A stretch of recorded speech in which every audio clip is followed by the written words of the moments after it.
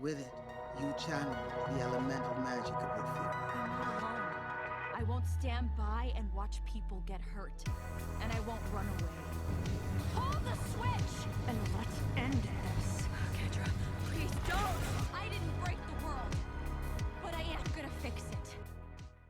Welcome everyone back to the Crimson 15 Podcast. I am your host, Crimson Sin. Be sure to check us out over on Twitter at C15 Podcast. Join the discussion over on Discord, link in the description below. And if you're enjoying the videos, be sure to sub, like, share, and hit that bell for notifications. Podcast character designs done by Demon Artie. Be sure to check her out over on Twitter at Artie Demon. Love She-Ra fan art? Does Artie Demon have some amazing She-Ra fan art? Redesigns, also a bunch of original stuff. Definitely give her a follow because not only is she a great artist, she's also a pretty awesome person. So definitely check her out. A couple of admin notes before we start. Yes, I do realize this is the actual episode 3.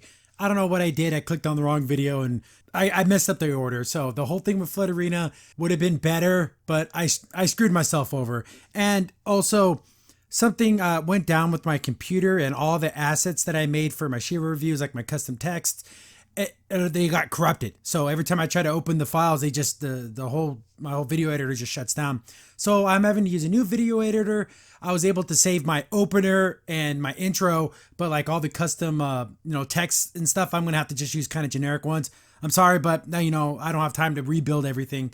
So, the real episode 3, Flutterina, opens up and, okay, this episode had okay points. It had some things like, some interesting things they were doing. Then just a bunch of filler, stupid crap. Ugh. It's just bad writing. When you wrote 11 minutes of story, but you have 22 minutes to fill, you have dancing and hair braiding and going to parties. They do this multiple times because I actually reviewed episode 5 thinking that was episode 4, so I already have that audio already recorded. So they do that in that episode too. But we open up and we have Katra's having nightmares about what she did. She's tossing and turning, thinking about what she did to Entrapta, how she betrayed her friend. And, she's, they're in the flashback. She sees Entrapta pass out on the ground and, she's being haunted by it.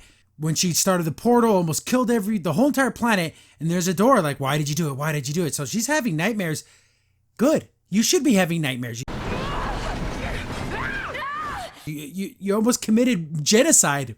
I was hoping for Glimmer to have nightmares like this. If you go check out our what we wanted to see in season 3, I think I specifically said that Glimmer should be having this huge turmoil about the way she treated her mother and all the bad decisions she made. But it looks like Katra gets all that. Okay. And it doesn't Katra look funny without her little crown thing. Like, it makes her forehead look humongous. And her ears don't look like they're part of her head, but just like kind of just like attached with magnets. It just looks weird. And I guess Emily, the robot, is still there and, is checking in on her because she's having a freak out. And there's Katra in her, I want to say Hordak pointed underwear. I'm not saying it has to be like sexy, but my God, only this show can make underwear 100% unappealing. She attacks Emily for like no reason. Get away from me. I guess because it reminds her of what she did to Entrapta. And there she is just sitting there all pouting with her weird ears sticking out of her head. They should have done a better job of making it look like it's coming through her hair instead of it just being attached to her hair. So that was decent. I wish Glimmer, I really wish Glimmer would have had those kinds of nightmarish feelings, but whatever. She's totally cool that her mom's dead. Then, so I know how, I screwed up. I missed an episode. Then it feels like I missed another episode because they talk about a battle we didn't get to see. So I'm like, holy crap, did I miss something else? So I went back to the previous episode and no, they talk about a battle we didn't get to see, which happens again in Pulse. A battle starts and then they don't show it to us. So cheap. Instead of showing happy party time, maybe you show us this battle because there's a Hordak is in, I guess in some room. I don't know. And there's arrows and stuff everywhere. It's like, I guess Bo must have been there. And he's like, was this really your doing? And he sees like a little I don't even know what it is. It's like a disruptor device or something. And he's thinking it might have been Entrapta, but of course it's hurting his feelings because that was his waifu. Katra walks in. She goes, what's wrong, Hordak? And he's like, what the hell was the name of the town? It wasn't, you know what? I'm going to go look it up because it's killing me. Okay, I'm back. Alberon. And I guess they retrofitted one of the bots and like sent it in there, and it like had an EMP pulse or something. It'd have been nice to see that, but we don't get privy to such things. You know, Katra's, you know, talking crap and everything, and, you know, it's pissing off Hordak as usual. But then Katra walks out, like there's a second Katra with. I was like, oh, that was double trouble. Hey, it even fooled me. That was nice. And Hordak's like, what the hell is this? And he's like, oh, it's a pretty nice trick. This is double trouble, and she uses the pronouns. Hordak, I'd like to introduce you to Double Trouble. They're our newest asset in taking down the rebellion. Apologies for being rude. Here's the thing about the pronouns. I'm always calling him he on accident. I'm trying my best, but I'm a human being, and then when you speak like a regular person, it's hard to say they and them all the time because it makes you think I'm talking about two different people, like a set of people. But she introduces that, oh yeah, and they are, gosh, she even uses it. I wish they would have actually brought it up in the show, because do you really think Hordak would respect their pronouns? Do you really think he would? I don't think so. But Hordak's like, a shapeshifter, that's really impressive. Don't try to deceive me again. I bet you that's going to happen. And then, of course, Katra knows his secret weak point that's right in his freaking chest. It drives me nuts that even after she exploited it, he hasn't found a way to hide it or like rewire it or something. Maybe he did. He would be smart to make this like a dummy and then have the real power gem somewhere else in his body, just so Katra thinks she has the upper hand, but I don't know. But he goes on to explain that they lost this area and the rebels are being more bold, and Katra's like, why do you care about this stupid Alberon? It doesn't mean anything. It's what we can use it for. And like they're going to set up a trap, and now they have Double Trouble to be like that double agent to go in there, and you know they're going to set up the rebellion. Not a bad plan. It's a very convoluted plan. We get the Bo and Adora, and they're explaining to Glimmer about how the battle went down. Again, we didn't get to see it. It's so stupid that they didn't show us this battle. Oh yeah, Ed had this. I shot bow, arrows, and then you should have seen Bo. He had like a slick arrow and it slipped, and then Swiftman comes in, and I kicked him. And, oh yeah, and then Shira had her sword, and then she cut him up, and then I kicked him. This is silly, stupid crap. Glimmer's upset she's not part of the battle. She can't be there. This is where we get to the absolute worst part of the episode. They could have done this so much better, but like, oh, sure you guys will be back home soon. Oh, no, we just got one more little extra thing to do. And of course, Swiftwind doesn't know nuance. And he's like, oh yeah, they're going to be throwing us a big old party. And it kind of upsets Glimmer. Why do you care? Like, honestly, do you really think she cares that she didn't get to go to a party? You're the effing queen. You just had a ball for her coronation. I know it's more about her spending time with her friends, but this is war. And they talk about this being war, and it never really ever comes up, and they don't act like it is. But she's like, no, go to your little like party thing. You know, they want to thank you. You did save the day. You saved their town. And they get in there, and it's like a huge, not to say a huge party, but it's just a party. Confetti and streamers and music and dancing, and these are like those butterfly people. They're like super like shocked about it, like they've never seen a party before. They went to Princess Prom. They had the coronation. They've seen parties. Why are they acting like this? A party! It's a big party. And it's for us! It's a big party for us. As individuals? Is that normal? Does this happen often? And no one's ever thanked them before? So when they saved the seawall, Mermistus people never thanked them. When she saved Perfumus people, remember, didn't they have a little party for? Remember, they made all those like things for Shira. So they're acting like they've never experienced anything like this. This is so stupid. Like even Adora's like, is this for us? Is this normal? I don't even know what to do. The mayor, of course, the mayor's female because all good, leaders are female. And I actually kind of like this character. She's like, oh, we're having this party, and she seems enduring. She actually seemed like a real, honest to God, decent person. And I like their designs are okay. They don't have noses, but whatever. They're just people dancing around and having fun. And of course, we got another giant hulking beast of a woman. The only women that have breasts are gigantic muscle women. What's the deal with that? But she gives Adora this big old hug and like is crushing her, and she like likes it. It would have been funny if she would have like smashed her between her boobs. That would have been hilarious. But it's like her muscles, whatever. And of course, Bo just gets a, kind of side hug while, Adora gets to motorboat the lady. And they keep calling him like Tech Master Bo. Like, okay, I guess. Even like, she's like, oh, the kids, they're in love with your bow and arrow stuff. And they like made their own little bow and arrow. Okay, that's adorable. Really? So they're like really loving this whole party thing. Then Flutterina shows up. God, I wish I wouldn't have ruined this for myself. But Flutterina's like, oh yeah, you're so cool. And the way you say Bright Moon and everything. So she's like a fangirl. And Adora's kind of liking it. She likes the idea that people are like praising her and like going crazy about seeing her. They do this kind of stuff way better in anime. I don't know. They just seem to do it. It really reminded me of Dragon Maid Kobayashi, and like how she like goes to shake her hand, and she gets all like, "Oh, she's touching me."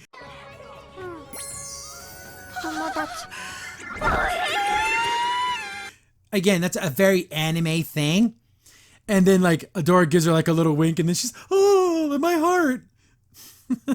Okay, but they're like, "Hey, we promised Glimmer that we'd only be here a little bit, and we'll leave." What they should have done, they should have like go up there, give a speech. We thank you all for this party, for this thing, but the Queen of Bright Moon is calling us back. We have more towns to save. You're not the only people that are in need of the rebellion, but remember, we have your backs. I wish there was a way for these people to contact them, but only Bo's only one with the communication device. But you're under the protection of Bright Moon and the Princess Alliance. If there's then you do the pitch, give them the hard sell. If you want to join us in our fight, you can come with us. You can join our ranks. Stand up and, fight the Horde. You don't have to stand by and wait to be saved. You can save yourselves.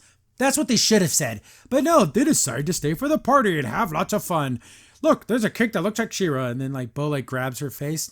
Again, they do these kinds of things way better in anime. So they're going to stay for the party. And then we get filler upon filler and filler with the filler. And even when you thought you had enough filler, they give you a little more filler. Bo's doing card tricks. And then look at this chick. She's totally topless. No, this is a guy. Because it talks and has a male voice. But I honestly thought, oh, holy crap, the chick doesn't have a shirt on. Then, like one of the banners falls and they're trying to put it back up. Then Glimmer. Then Adora becomes She-Ra to lift up Flutterina to put it back up in the old chair. Don't these people have wings? Can these people fly? Or do they just have superfluous wings that do nothing? Could you just flew up there? Whatever. Then, they're, having fun with the kids, and Swiftwind's getting his hair braided, which is awesome. She-Ra lifts up a table. Just more stupid crap. After they braid Swiftwind's mane, here's my ass. Braid my tail. That was pretty cool. Actually, I think he actually looks better with his hair braided. They're dancing and having fun and, getting crunked. They're drinking and they're just having a grand old time. What the heck? This is childish. Especially the way that they just responded to it. Like they never knew what a party was. I guess She-Ra doesn't really know what parties are, but she's had a couple already. This would have been Adora right out of the Fright Zone. I can see her being this, starry-eyed about everything. But whatever. The Horde, they're like, oh no, our scouts are saying the Horde's attacking. She-Ra's high on being, she's high on life. Oh, I'll save the day. You continue to have your party. Why? What? Why in the world would she do that? But okay, guys, I don't know if they had any place to hide or like shelters or anything. Okay, even leaving Bo there, which isn't a bad idea, to protect the people, but get them like in a shelter or something. But she's like, no, continue to dance and sing and eat cake. Even the mayor's like, well, we should prepare defenses. Don't worry about that. So She-Ra totally told him, don't worry about protecting yourself. God, that's so stupid. Then Bo's like, oh, is that a good idea? Of course it's a good idea. I'm She-Ra. She flies out there to go meet this this bigger bot.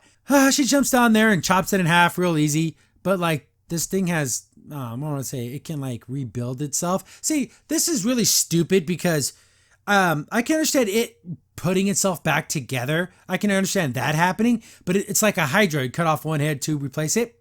So it splits into two bots of the same size. So this thing can create mass and matter.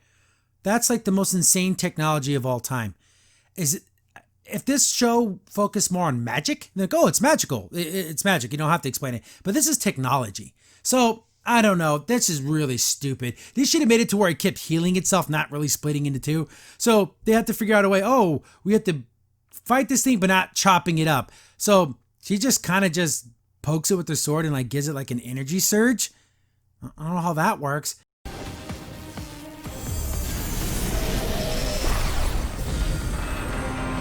And then Swiftwing, then they just stomp on it. I guess that took it out of commission. capture this technology and adapt it to your own because it can rebuild itself. That is like an insanely powerful robot. They get back to the party and everyone's gone. Everything's destroyed. And then we see Flutterina is the only one that like survived. I don't want to say survived. Who didn't get captured? I'd be great if there was bodies everywhere. Everyone got slaughtered. But she's like, oh no, the horde attacked as soon as you left, and Bo's the only reason why some people got away, but they all got captured. I'm so sorry. And of course, she's playing it up really good. And there's a door. It's like, oh man, it was all my fault. But Swiftwind actually does something smart. He kind of doesn't say anything. Thank God he doesn't talk here. But he kind of gives her a look like, no time for the pity party. We got to fix this. This is my fault. We need to find them. It's like, yes, we'll go find them. We're going to save everybody. Get to Bo. I guess he got knocked out. Again, there's another battle we didn't get to see. So cheap. They're all like in this little pit with all the other villagers. And they're like, oh crap, we're screwed. Bo doesn't have his arrows. He doesn't have any of his technology. He's worthless. But of course, he's smart. And he's like, wait a second. We can still get through this. Let's work together. We can break out of here. We can help ourselves, which is true. And again, look at that.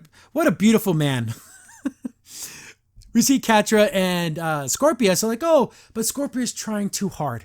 She wants everything to be kind of like how it was. So she's like, hey, look at us capturing some sold villagers, watching the villagers captured. It's like good old times. The dynamic duo, the best squad friends are back together again. She goes on and on and on and on, blah, blah, blah, blah, blah. She's like, and Scorpia's like, what about the weapons? He's like, oh yeah, check this out. And I guess one of the cannons were retrofitted to shoot confetti for the party. So they have that now. So they have a confetti cannon. Hooray. And Katra's like, oh, it's so cool. Isn't that awesome? She knows Katra doesn't think any of this is cool. But she keeps trying and she's just setting herself up for some major heartache. But she's like, hey, so what's the big plan here? You're only telling me a little bit. I can help you do this if you let me in on the plan. But Katra's like, don't worry about it. I'll tell you what you need to know. Just follow orders.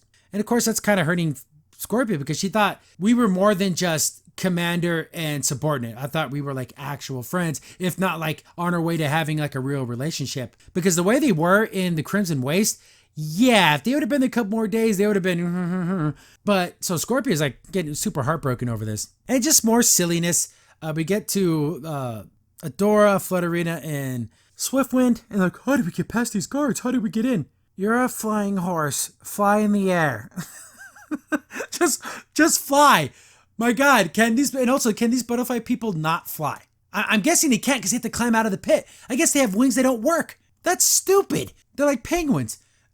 So they're trying to figure out, I know what to do. That's not a bad plan. Flutterina runs out there and pretends that she escaped and just to get them to go behind the bushes to chase him and then they knock him out. Or you just become She-Ra, run out there and knock him out. Like, what was the point of this? Did Adora forget everything? Did Swiftwind forget he could fly? But they run in there and they get the data pad and like, okay, this is where the prisoners are being kept, which they could have just ascertained by flying above the base, like up in a cloud or something, so they couldn't be seen. She becomes She-Ra and, just like what happens in animes, oh, she's so cool. Oh, it's so awesome. No one's ever said that, ever in the history of the show. Then they just blow in the front door. So what was all this sneaking around when he could have just became She-Ra and blew in the front door? What's the point? Those replicating self-healing robots attack again, and then they chop them all up, and I'm thinking, didn't you guys just chop these things up and they, made more? They rebuild themselves, and then even they say, oh man, we forgot.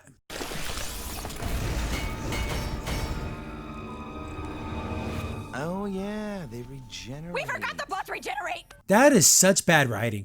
That's horrible. Why not just have a bunch of these things out there? Why make them forget that they can regenerate? Why even do that? Just to make Adora look like an idiot? Just to have a stupid, silly gag? But we got Bo's at the bottom of this thing. He's trying to figure out how this happened.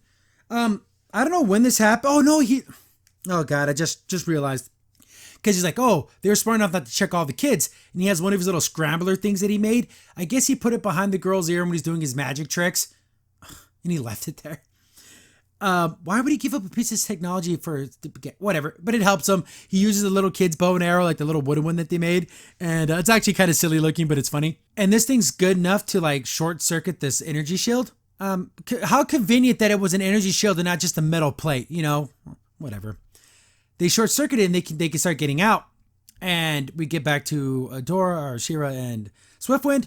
Why is she jumping us Swiftwind and flying away? Why isn't she doing that? Why is she not? Oh my God, it's So they have stupid dialogue. We have Katra is talking to She-Ra, and they're just talking crap back and forth.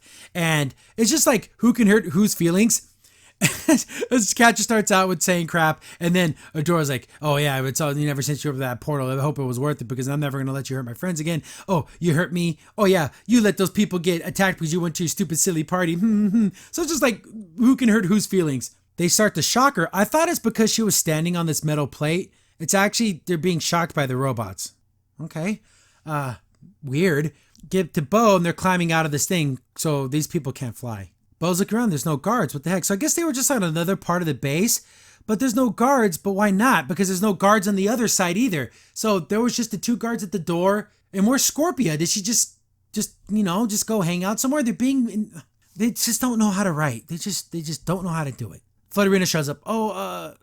She was in trouble. We have to go help her. So they run over there, and she throws a rock and hits like Katra right in the head from like 75 yards away. I finally found a way to shut you up. Hey, get away from She-Ra! Freaking Flutterina should go play football. She's Tom Brady. She freaking hit it right in the head. I guess she's still like, how's that thing you do? You can watch your friend die or get, tickled to death by this electricity. Flutter's like, hey, look, there's the cannon thing. That's the one that shoots confetti. And I'm thinking, well, how's that going to help? So they're just watching Bo shoot this little arrow, and it's good enough to ricochet off 1,000 things and hit the button to make the confetti go off. And the confetti is like chaff. Like when a fighter pilot is being locked down by a heat-seeking missile, they'll shoot like basically hot flares out to fool the tracking system. So that's how this works with these things, because the robots are actually causing the electricity through their eye. Again, none of it makes any damn sense. So it confuses the robots just enough to let off on She-Ra, just enough to touch Swiftwind. And once they touch, they power up, and then she gets a super sortie blast. And, he does a power stop, knocks out all the robots.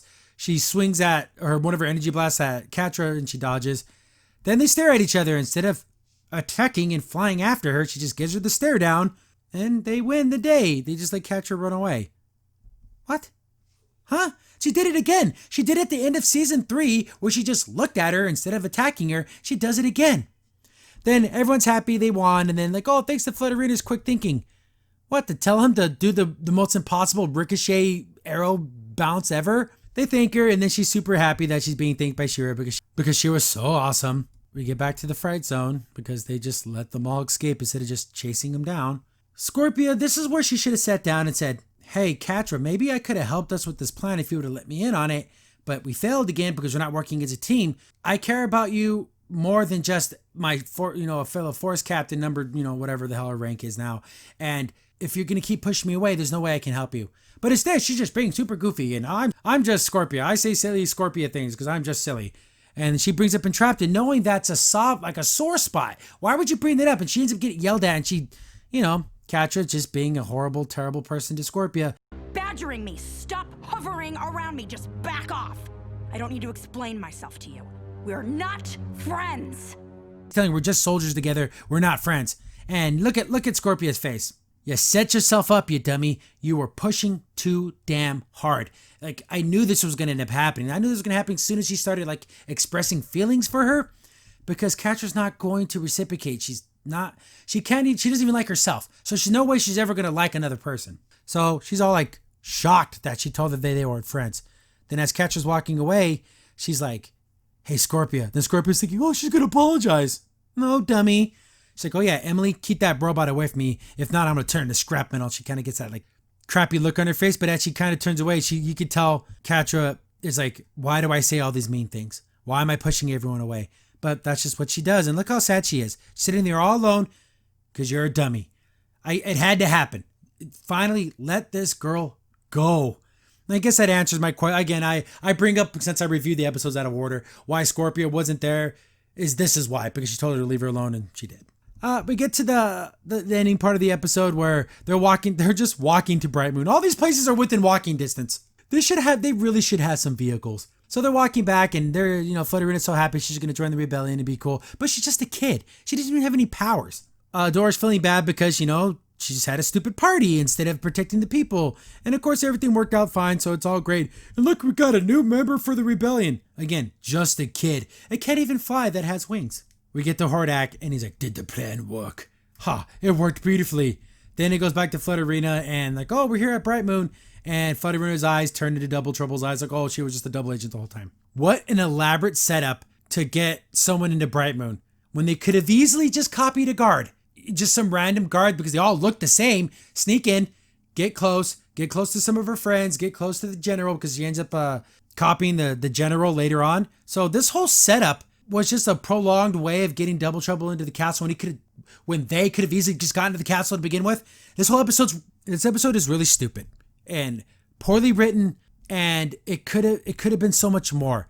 I like everything with Katra and Scorpia was good because it shows character development there, and then Scorpia's nightmare at the beginning. That's it. Everything in the middle, just filler garbage that didn't need to happen. Funny thing is, I watched the episode out of order, and it kind of didn't matter. The only thing that was ruined was the Flutterina thing. But here's another question. So in this whole village of like butterfly people, it doesn't look like a big village. I'm assuming everybody knows everybody. They don't know who this Flutterina chick is. They don't know who her parents are, where she came from. Again, I brought this up again. In my last review, which should be tomorrow's review, when she copied the general. Did she capture the general? Did she kill her? Did she do something? Wouldn't it have been I know it's super sinister, but it would show that Double Trouble's an evil person. Show the real Flutterina, like, playing in the woods or whatever, and then he, knocks her off and takes her place. Wouldn't that have been awesome? Okay, this dude's evil. Whoa, we gotta back off. Everyone who just is in love with Double Trouble because he's just so flamboyant and, oh, my art is so perfect. Show them as an evil character, that you can't like this character. That would have been great. You just imply that Double Trouble killed the real Flutterina. But no, they just made her up. Whatever. Dumb. Again, I apologize for having to redo the graphics look generic. I do apologize for that. And doing stuff out of order, I should have been more careful. But thanks, everyone. The next episode is already... so watch the next episode, which came out yesterday. Ugh, I'm so sorry. But I have the audio recorded for episode 5, so stick to that. And I'm going to follow the episodes in order from here on out and double make sure I'm doing the right ones. But thanks for watching, guys. Thanks for the patience for me getting these videos out, and see you in the next one. Crimson Sin here. Thanks for watching the video. If you're enjoying the content, be sure to sub, like, share, and hit the bell for notifications so you don't miss a single upload. If you have any tips or story ideas, hit us up on Twitter at C15 Podcast, or better yet, join our Discord server, link in the description below.